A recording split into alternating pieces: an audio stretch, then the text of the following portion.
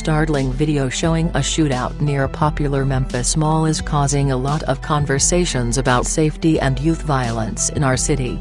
Police identified some of the suspects arrested in the fight and shooting at Wolfchase Galleria as known gang members.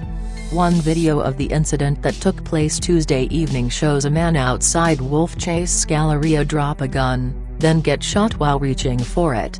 "I was terrified because that's where my daughter hangs out on the weekend with her friends," said Delvin Lane, a former gang member who's now a supervisor with 901 Block Squad. Lane says he also couldn't believe the range in ages of those involved in the fighting and shooting at the mall.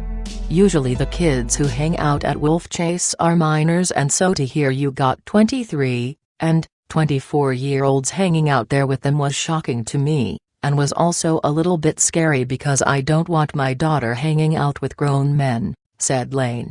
Police identified the man shown in the video as Mark Lester, 23, and said he's a known member of the gang Mob.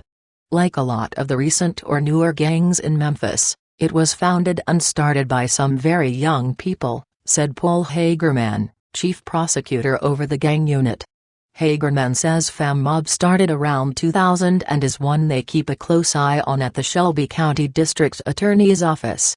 Through the years, it's been responsible for more and more violence in our community, and like a lot of these young gangs in Memphis, violence for less and less of a reason, said Hagerman. In 2014, prosecutors filed a gang injunction on 2 apartments Mob would fill with crime and violence. And recently they've put leaders of the gang behind bars, like James McCracken. McCracken was said to have called membership meetings and enforced violations in the gang. He was caught robbing a drug dealer, which became a federal crime he's now serving time for.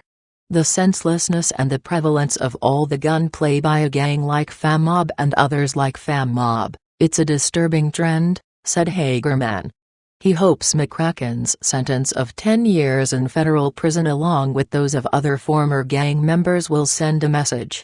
There is absolutely no good future in this. In Hagerman's experience, he's seen the future of gang members go one of 2 ways: get locked up or get killed. Officials say many gang leaders will try and recruit kids in schools or on their way home from school. Both Lane and Hagerman say this is why it's crucial to be involved in your kids' lives and who they hang out with, along with making sure they're involved in productive activities.